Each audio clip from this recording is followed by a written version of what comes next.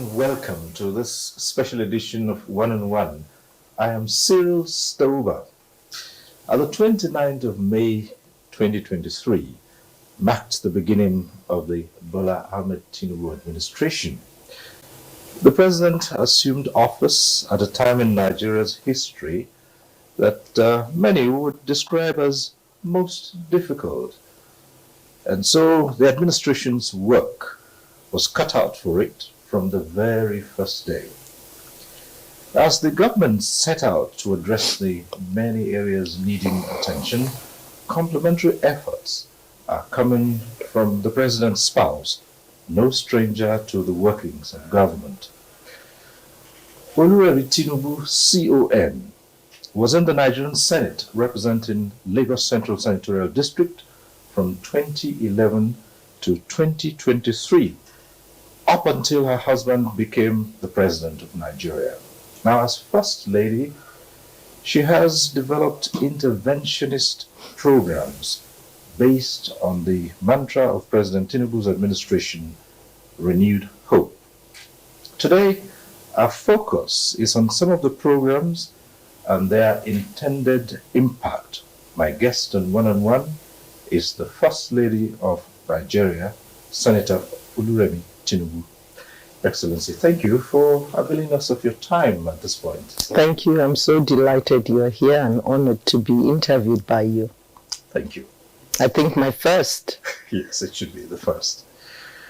Well, I like to go back a little bit.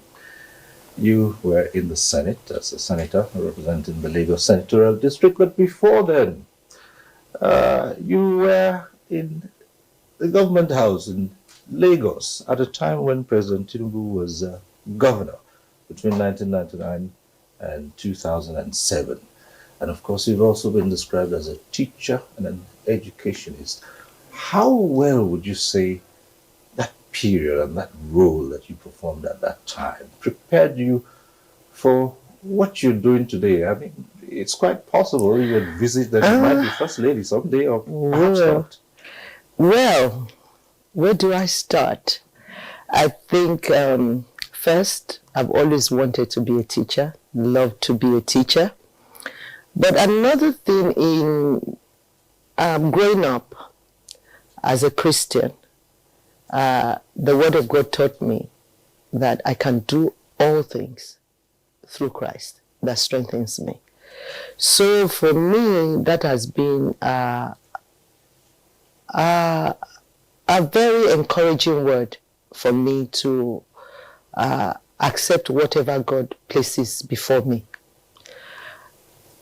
As a child, all I've ever wanted to do was be a teacher and hopefully one day be a school's principal.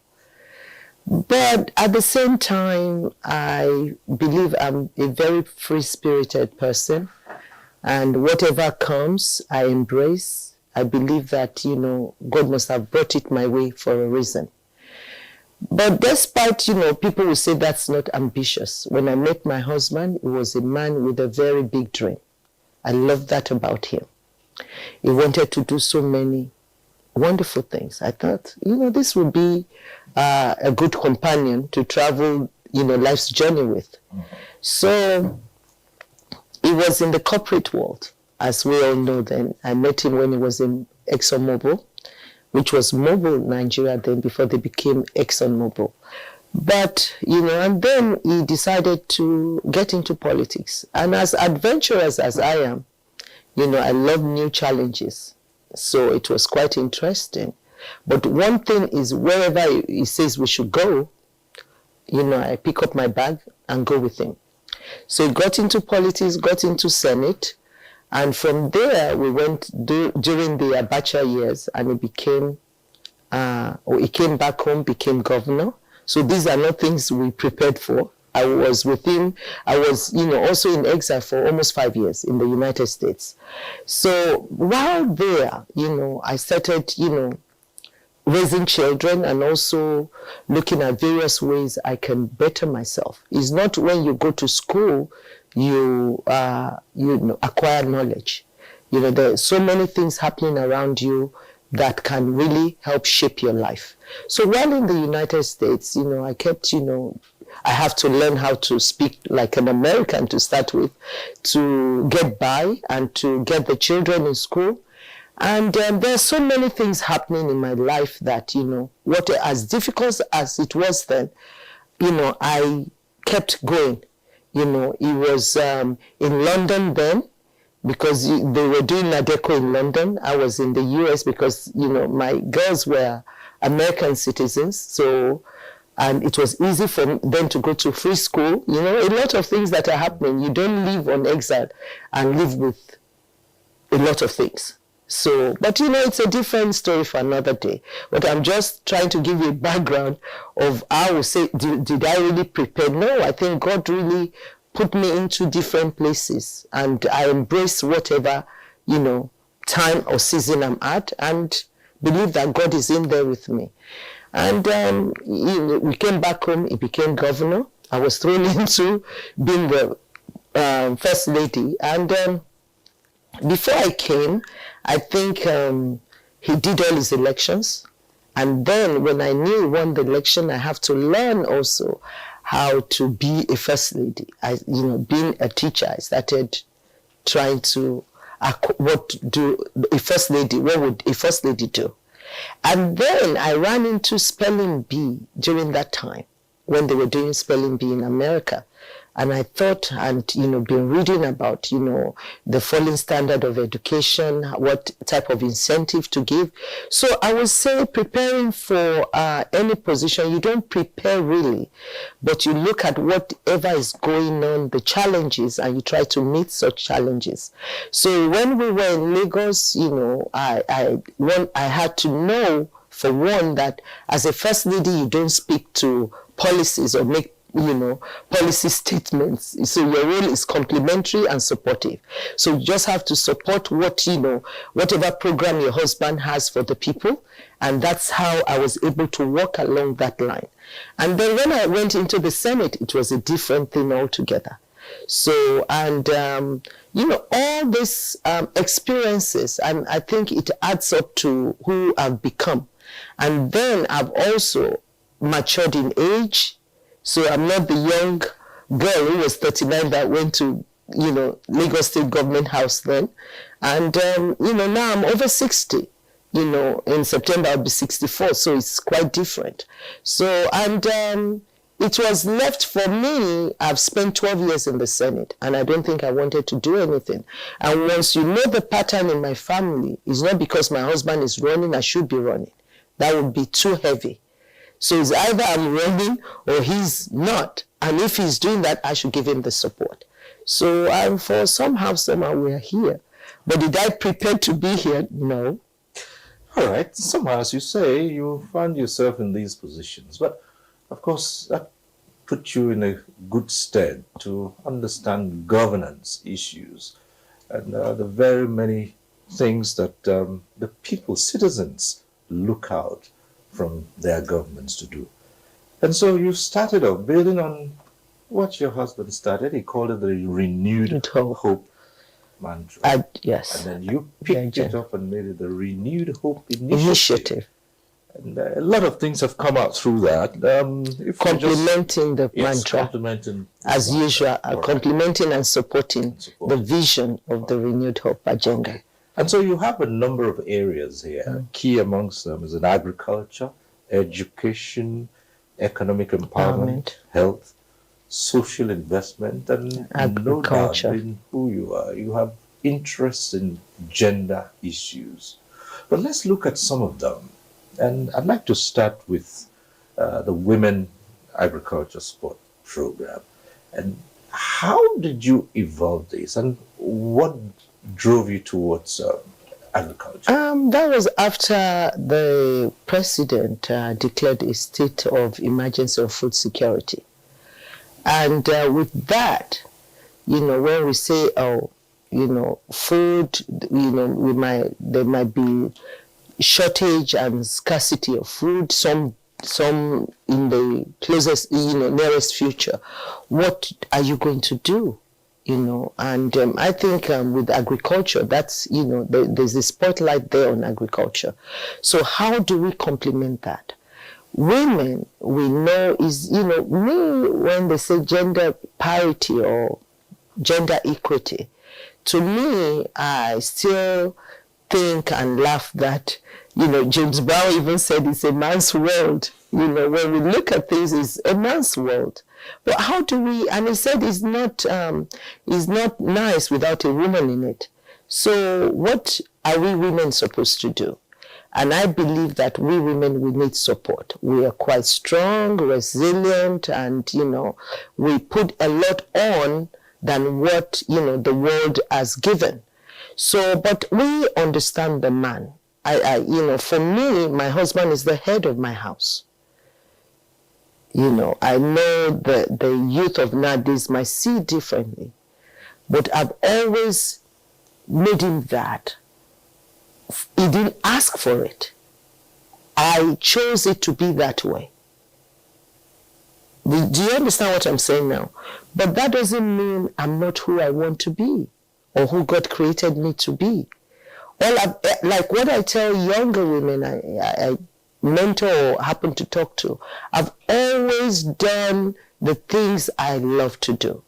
I love to take care of my husband. I love to take care of my children. I don't think there's any crime in that because I got that from my mother. So, and I don't think there's any crime in that. And the Word of God, tells me, and that two is better than one. They have more reward for their labor. I believe that if he's laboring here, I should be laboring there, and we can put all our harvest in one basket. We will have more that way. And that is the way I see marriage, the partnership there. He's never lord himself over me. And then when it comes strong occasionally, I respect that because it's not an everyday thing. So I knew then that I have to complement this. He must have seen something that I have to buy into, even if I'm not looking at it that way. So how do I help the women? I can trust the women more because I'm a woman. I don't know a man that much than my husband and our sons. But, I had to help the women. They always complain, the men are not giving. Okay, let's give each other a chance. The little chance I have, let's do it together.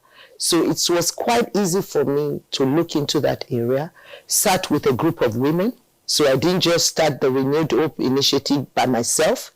So while we were resting, taking a rest after the campaign, before inauguration, I reached out to Professor Mrs. Ganduje. I said, this is where I want to go. These are the areas I, want. Even before then, I thought about agriculture. So I told her social investment because while in the Senate, I've done a lot of other interventions for my constituents. So, and my constituencies. So I was able to bring that to the table. So my experience there, the interventions I had for the constituency during those 12 years are some of the things I'm still doing now. So they are not something new to me. Agriculture, yes, it is, because in Lagos, we did a little bit of agriculture, fish farming, and, when we're doing empowerment and also some social investment, I remember us trying to encourage women and our constituents to go into farming. Training them, they can do farming in just a very little space. And I would think that should be smart, like they call it smart farming and smart gardening, which, I'm trying to do myself. So that was what really brought about it. I asked her to draft the aim, the goal, the mission. We came up with that together. And then I thought, who are the people to bring on board? I know with this office, you hardly go out without the security. So that might be too much. So apparently you are stuck in here. So I brought people who were all both stuck, like the wife of the vice president, the wife of the senate president, the wife of the chief of staff, and who again? We wanted somebody young. We got Betta Edu, happened to be the woman leader at that time. And she was a doctor. I said, she can advise us on health matters because we have health in there. So all of us sat together and decided that where do we domicile this initiative? They said the State House. And then the term for the initiative to be in existence should lapse after, the president finishes his tenure in office. So that was what we decided. And Mrs. Hope Uzodinma, who happened to be a lawyer, so the First Lady of Imo State, to be a secretary. What are the targets that you've set for yourself in supporting women that increase food production? We collaborated with some agency, NALDA, I think, because I remember NAD's fund, I can't remember the agency. A lot of agencies did approach us, but my staff were able to speak with the executive director, I think, of NALDA, and they said, okay, NALDA is going to be giving training, and we can support the women with funds. To me, I believe because we have women in the agrarian sector who would need pesticide, fertilizers, and also some tools. And then we have those in animal husbandry, poultry, fishery, and those are the groups. And then we now, before that, I'm the national chairman, Mrs. Shetima, the vice chairman, national vice chairman, and we said, how would we now reach to every state in the federation? Let's make the state first ladies to be state RHI coordinators. So that was how we came about them. And then they can have the local government coordinators, so to get to the grassroots. So from that, from planning to that, we decided that, okay, let's start little and we begin to build up. Let's get 20 farmers from each state. So with the 20, we'll have like in all the geopolitical zones, I think when we look at the states of the federation, we have 37, including FCT. So when we do that, we are looking at about 740 farmers. And I think, to me, that is quite encouraging. For 740. So to give each of them 500,000. Some, like those in the animal husbandry, wants to buy goats, pigs. If they have 500,000, they can buy more goats. So, but we are not picking women who don't have farms already.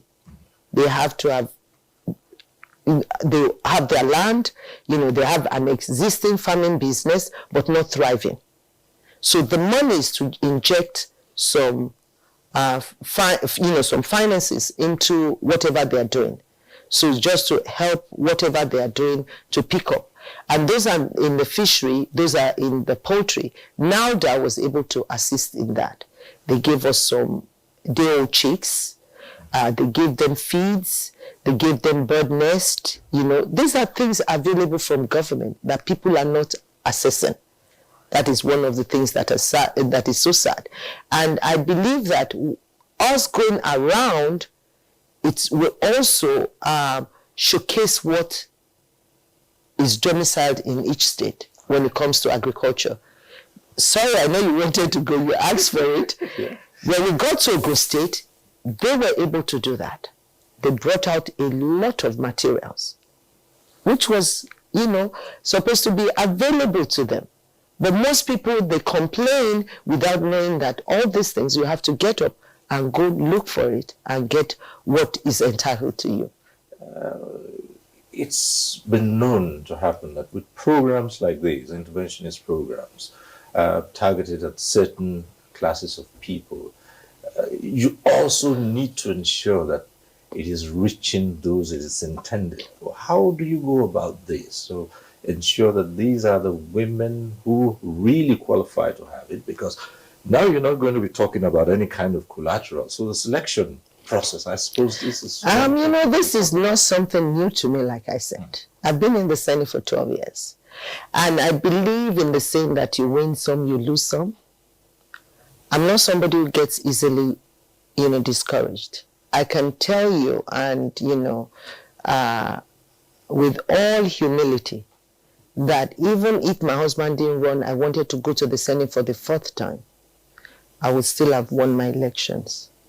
I did work, and I'm not really afraid that, one thing is, human is created to have a free will. They decide on what they want to do, and that's why I said pick women who are already in farming business. If you are picking just women randomly, I've seen some young friends of mine who are doing empowerment. They tell you that, we give them the materials, they had training for 3 days, and then they sold the materials. I said, I've been there. I said, how do you want somebody to train to become a fashion designer in a week? I said, would they be able to make your clothes? She said, no. I said, you cannot. They have to go and work under someone. And then you can't ask somebody to be a chef overnight. It takes experience to be called a chef. If not, you be a cook. And those are the things I kept telling them. I've done that, and you can see my experience being First Lady and also being in the Senate for First Lady of the state and being in the Senate for 12 years. That's 20 years experience there, and serving the people to speak. And I can tell you that those women, that was why I told them, make sure these are women who have started small-scale businesses. And that was, to get 20 in the state, that wouldn't be hard. All right. So, and I ask after them, because the First Ladies, and that's why the First Ladies are there to oversee. Even at first, they said, we won't give them the 500,000. I said, you have to trust them. Don't say because people don't have, and you don't trust them with money. I said, you have to trust them. We have to see, but you monitor 20. For them to monitor 20 people is not too hard. So far, you would say that this is progressing. It is. According to your plan, and that... And my estimation, too.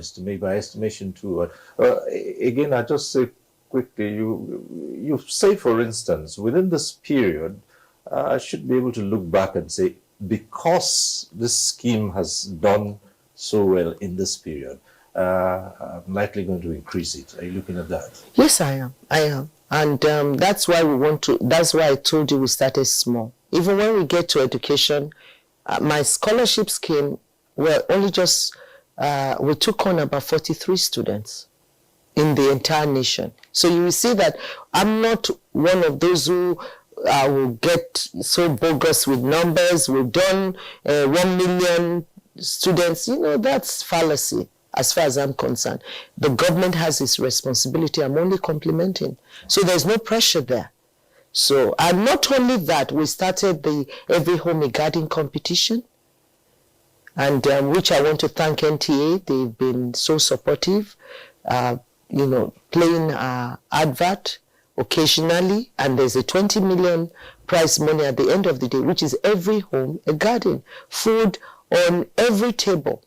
So the intervention we're putting in agriculture is a lot. So that one is there. And I can tell you, the First Lady of Ekiti State, she sent me some video. You can't believe what she's done. And then I'm challenged. I don't have a garden in the State House, but I'm looking for, the State House, the way I don't want to deface any place here. But that's why I decided on smart garden. So we've identified a little small dirt area that we're going to use behind my office here, and we grow our spices and veggies there. Oh. So which they'll be able to use in the kitchen. And we also have the Young Farmers Club, growing the food I eat. So for the young people, and you remember in our day we used to have gardening in schools.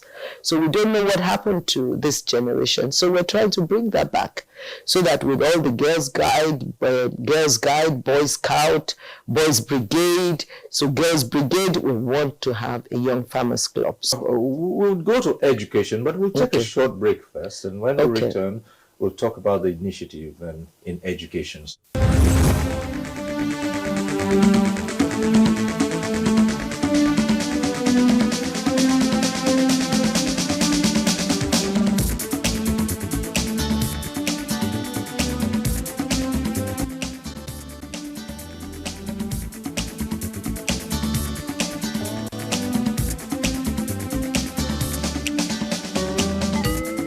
NTA Tuesday Live a network issue-oriented innovation talk show.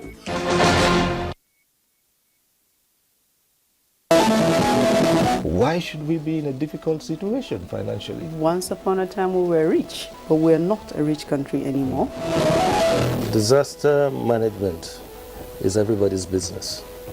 In all these times, the organization turned to Nigeria. We would as much want to harness the capacity that is within us so that we see how we can become self-reliant. 1 month ended and you said you are increasing warning strike by 2 months. I mean, you are incubating madness. Even if these are officials of government who have been told to go and enforce the law and they have gone against the law itself, they must be held accountable. One-on-One, Friday, 10:30 p.m. on NTA Network. Thank you for staying with us. I'm still here with Nigeria's First Lady talking about Renewed Hope Initiative and what she intends to do. Just before the break, we touched on agriculture, and here we are starting off this segment with our intervention in education.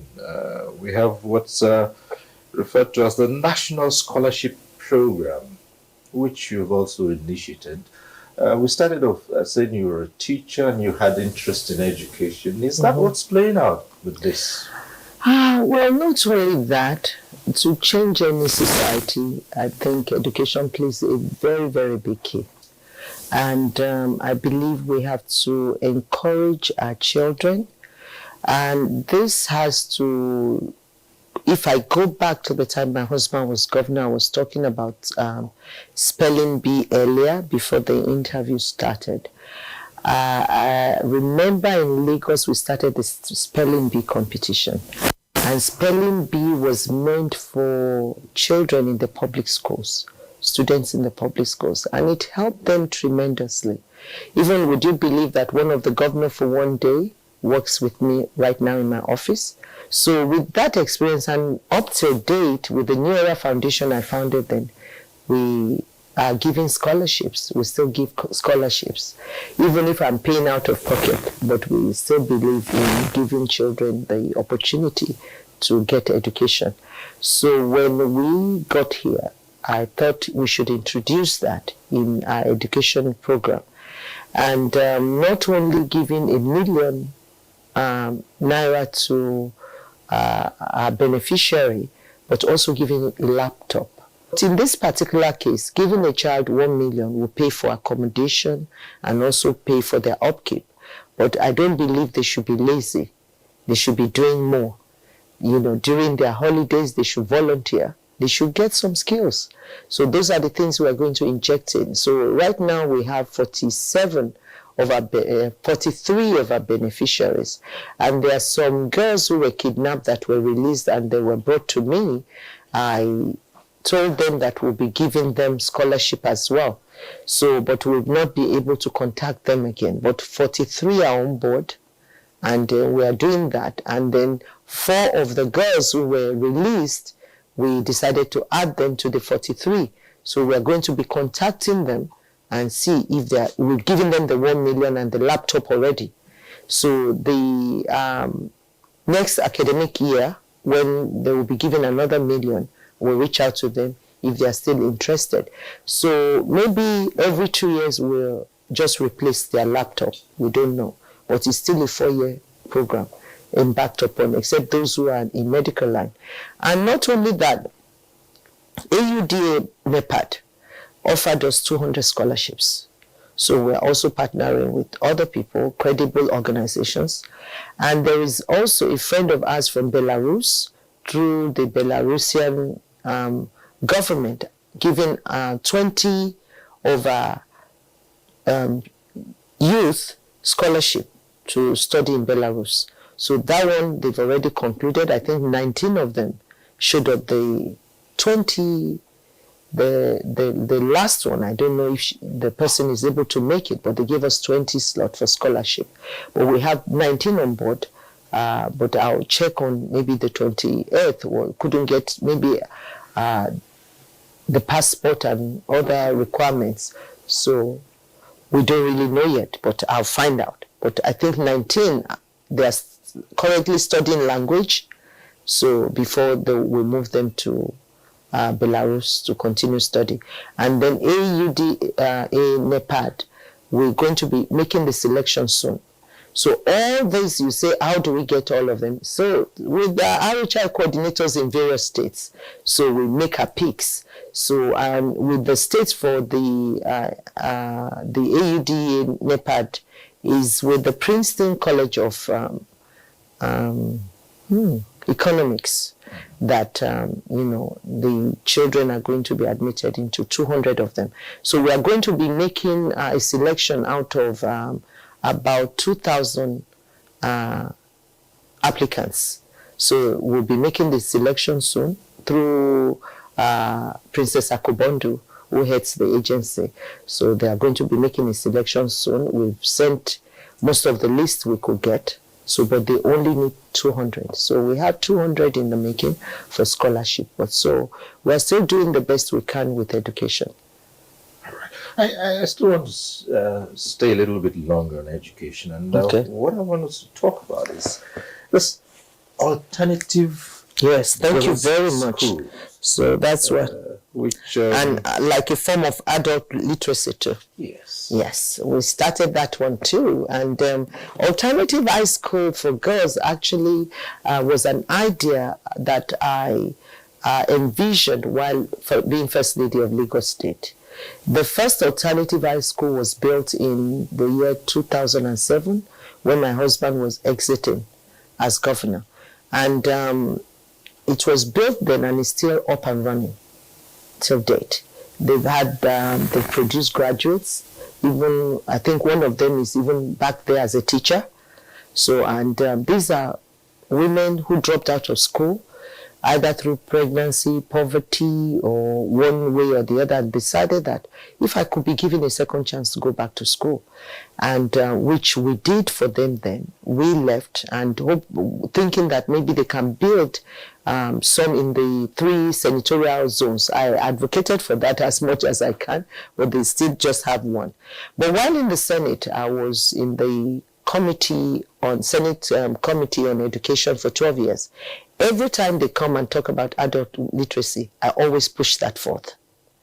Talk about it, tell them what it is, and because, during you wonder that why alternative high school is a special school that has a room for creche. Because I thought, when you have a baby, you've disappointed the family getting pregnant while in high school, nobody's going to want to encourage you to go back to school because it's very difficult to even educate the girl child to start with. And then they'll just say, oh, no, we're supposed to educate the boys. Look at what she's ended up to be. But these are some of the most brilliant students I had then while teaching. And I kept wondering, despite I was young, not married then, thinking that what would happen to these girls? Then the best way to treat people is when you think you are in their shoes. Then I thought if I'd been these girls, I would have thought, could you give me a second chance? That was what really started the idea. And then I took it up from there. I went for a seminar abroad and they were talking about alternative high school. I said, that is it. It should be called an alternative high school. So I came back to Nigeria, and I thought, this is what we should get in Lagos State. So I muted that in the Senate for 12 years. I didn't know somebody heard in Ubec. I didn't know up north, we had the problems of the girl child education, and so they started building. But the sad thing was they called the second chance school. Oh, I said, how do you want me to put that on my resume? Second chance, I attended second chance high school. No. So, but luckily, we are here now. And the chief executive of UBEC, Dr. Boboy, so very brilliant man, was able to just buy the idea. So when we went to Bauchi, the first lady of Bauchi, when I was talking about alternatives, I said, we actually have that school in our state. we want to commission it. And I just thought maybe you should come and commission. I said, wow. So that was how we started. And I called Dr. Boboy. I said, please, can you please change the name to Alternative High School? And that's what we're doing now. We also did the turning of the sword and foundation day ceremony at Osun State. The other aspect of this, which is at the primary level, is I think through the RHI as well, the distribution of exercise books. Thank you. We're doing so much. You know, we thought that what do we give back? And in the Senate, when I was in the Senate, part of my campaign materials are giving exercise books to students. So, you know, and that's part of me being a teacher, making education available to people who are, you know, don't have a lot of means. So exercise books, we decided, we thought, and Mrs. Shetima too, and most of the team on the board of trustees believe that even when we started, because Professor Ganduje was supposed to be in charge of the education directorate. And when we talked about it and muted about it, and they said, oh, we should give 50,000. I said, that's a lot of money, you know. And we counted cost, and which is over almost close to over $500 million to make those exercise books for every state. And every state have collected. So, you know, we think, and when it was during our presentation that Dr. Boboy was there, and he told us that, you know, they have problems with textbooks. Now that we're giving, you know, writing materials, that it will go a long way. And I looked at Mrs. Shetima and thinks, you know, it could be something we'll do yearly. So next year, we'll be able to get more materials for the schools. I know you started talking about it earlier on, and you said if people didn't believe so much in your integrity, then they would not trust you to give their money to them. But many Nigerians would often wonder, if the First Lady is doing so much, how is she sourcing the funds? Well, for one, we have wealthy men on board. As our board of trustees, Bua is there, Prince Atorize is there, and Uncle Remi Makonjola, Mr. Remi Makonjola of Calverton Helicopters is one of them. But he has not been giving us a lot of money, though. I'm calling him out on this interview. He's the least donor. So we have friends, you know, like I called up Mr. Tedola. Another person who hasn't given money is Aliko Dangote. So I'm still expecting Alaji. He said, oh, I should ask. I don't ask. God has to tell you what to give. Because if I ask now, I'll be asking too much. So, but if he still wants me to ask, 5 billion will be fine. So I'm asking publicly so that people will know.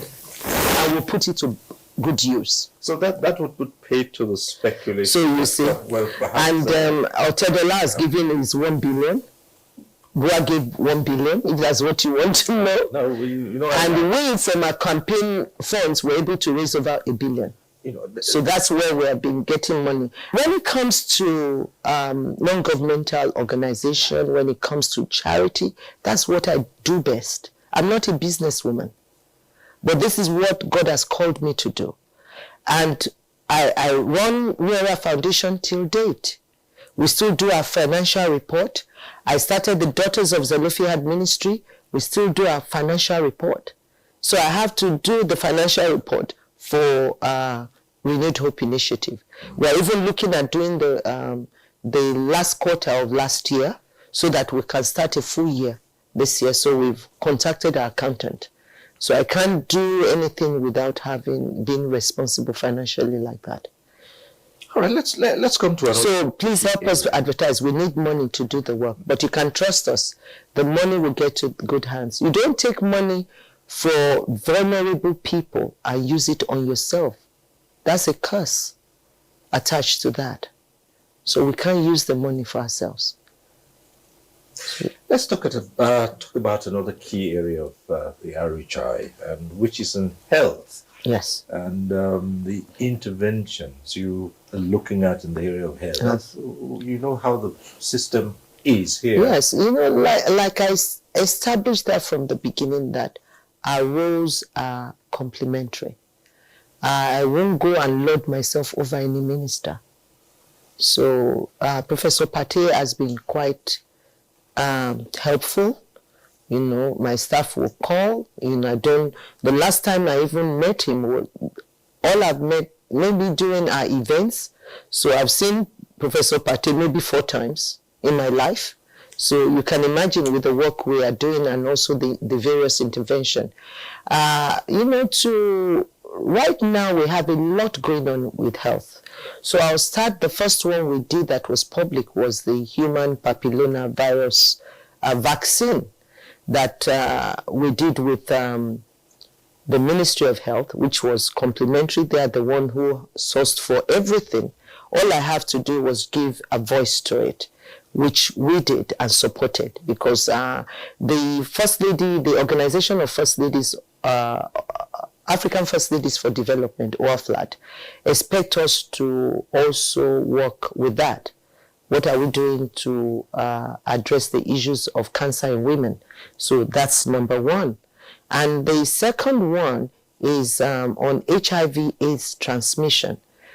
People are not talking about HIV/AIDS. And you know, during our time, when we were younger, you know, and which, you know, HIV/AIDS was something that, just like Ebola, everybody knew about it. But now people are not talking about it. And what is sad, it is ravaging this generation, especially the young people. They didn't know what we went through during HIV/AIDS. So we have to also shed the light on that. And there is, from also OAFLAD, they expect us to do the Free to Shine campaign. And you know, Nigeria is the most populous country in Africa. So, and that's why when they talk about sub-Saharan Africa, that where those HIV/AIDS are prevalent is just in Nigeria. We also got a grant from an anonymous donor, international donor, for $2 million to work with midwives, because they have to train midwives. So we're starting that soon too. And also frontline health workers. So we're going to just be training them. That one is there. And also TB. I've just been made the national and TB national and global ambassador. And what we gave 1 billion to that, because I believe I lost one of my very dedicated staff. Why? Because he kept quiet. Maybe for obvious reasons, this segment I'd love to talk about. And those who are referred to as the senior citizens country, the elderly, and we're almost getting there too. We're almost getting there, you know, because I've always had a very old soul. My dad was quite old before he had me, so I've had a very old soul right from the Senate, because I had to pull this note out. I promoted a bill for an act to establish a national social security scheme for elderly persons. We did the first reading. Second reading, that's when it got political. Political in the sense that, you know, they thought, oh, you know, some people came up with social security. I said, not in a country like Nigeria. You can't do social security for everyone. Social security has to be something we take baby steps. And we have to look at the most vulnerable in society. When we're talking about the elderly, you know, these are people who live below poverty line. This is the time that, you know, various illnesses comes in. And homelessness is there. So when we look at a lot of factors, even if we are lucky, assuming if we are not so lucky, like, you know, I told you from the beginning, when you do a role play, then you'll be able to feel the empathy to want to help. in your time in the Senate, how much did you push for more women to take that step? You see, they say there are so many factors that work against. Yes. And let me tell you, when you are not ready to pay the price, look at women in the financial industries. There are a lot of women as CEOs of banks today, but they didn't get there just by not paying the price. When you want to go into elective positions, your people voting for you, they have to know you. Yes, a lot of people talk to me about that is because of my husband's factor that made me get into the Senate. The first time, the second time, the third time, I worked, sir. With every due respect, I'm a very hard worker. You can even interview any of my staff. I work them until they crash. I'm a very hard worker. And when it comes to what people don't know, you have to look at your community, those you want on board with you. Most people who carry voters are the people that you would think, like in Lagos, the area boys, they will show you, they know the essence of their voters card more than you. There's some talk about you promoting fabrics and, by extension, culture. Can you talk about that? So the fabric, we want our youth. This is part of me encouraging the youth. Apart from Young Farmers Club, the youth, this is 25 million. Would you believe that how many do we even have now? Maybe about 30-something entries in all this Nigeria for 25 million? We are not joking. We are going to have a unity fabric, one fabric that unites us as a people. Because when you see this one, they'll tell you, oh, she's from Plateau State. She's from Niger State. Just by the way you dress. She's Yoruba, she's Hausa, she's Igbo. I think we are really giving life to what divides us. But we have to now show our children that we are Nigerians. And that's where we have the unity fabric. I saw the idea in Zimbabwe. Even my friend and sister, the first lady there, called me and said, oh, you did it. I said, yes. They have a national fabric. But we don't have that. I muted it even with Governor Zulum. And he really wanted to. I said, that's good. So we want our youth between ages 15 and 25 to please send us their designs. Some people said, oh, why? That the people who are designing, they are older than that. I said, that's a lie. A 10-year-old boy was really painting in Ogun State that the government was celebrating recently. I said, our children are gifted, that they'll be able to do that. So we are calling on them between ages 25. There's still time. Well, Senator Tinubu, does the president feel the pain of the people? I will tell you about this man. Right. Bola Tinubu. Yes. Is a very courageous man. He's not much of a talker. He walks his talk and he means well. That is the attraction for me towards him. He's a man who, both of us are from humble beginnings, and we never ever forget who we are. I don't socialize too much. If you have known my history, I work. I don't keep up with the Joneses, like they say. I know where I come from, and I've never ever forgotten that. And my husband has never forgotten that.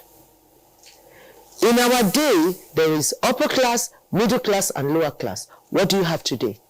Either you have it or you don't. Most people, my parents didn't build a home. They didn't build a house, they built a home. My father did not build a house before he died. My sister built where he stayed. But that is the type of background I have. And I never once, even if I live in the best places on earth, I still remember, because he told me, always remember the child of who you are. And my husband is like that. The pain of the people, keep him up in the night. But like I said, it's just 1 year. But he's just taking the hardest road that we all have to take at this time. And we have to give that support. We didn't come here to make money. We were not hungry when we came here. I didn't say anybody's hungry. You asked for this hard talk, and we will do hard talk now. We didn't come greedy. I'm not somebody who keeps up and says, oh, this is what people are wearing, that is what. God told me, if you have food and raiment, be content. Then when you said, well, contentment and godliness is great gain. And when you don't really have the pressure that you have to dress this way, dress that way. I was telling you this morning before you started the interview, I said they should go and bring one of the interviews I did. Am I wearing the same jewelry? This jewelry, even there's a picture that they carry around, I took it when I was 50. That's 14 years ago. I'm still wearing it today. I don't have pressure to dress one how, it has to be, on point, and I don't have such pressure. We are here because God gave us this position at this point in time in our lives that we were not expecting it. If God has done that for you, would you be stupid? Because if we don't work for the people, that's stupidity. I work 7 days a week, Mr. Stover, 7 days a week. After I do church online, you will still see me at the store. I try not to just breathe down my staff neck. You'll see me texting them, sending them reports. We are doing our best. But we pray that the little we have done, God should crown those efforts. As we round off this interview, what are your closing comments on your position? We'll be here today. We have to believe in country. We have to do whatever it takes for us to grow this country, to lift this country. We have to, it's called love for country. We have to have love for, I love this country. I love Nigeria. I love our culture. Senator Oluremi Tinubu, First Lady of Nigeria, thank you for being on our program. With one-on-one interview with the great Cyril Stover. Thank you very much. Thank you, sir. Next week, we'll be back with one-on-one. I am Cyril Stover. Bye for now.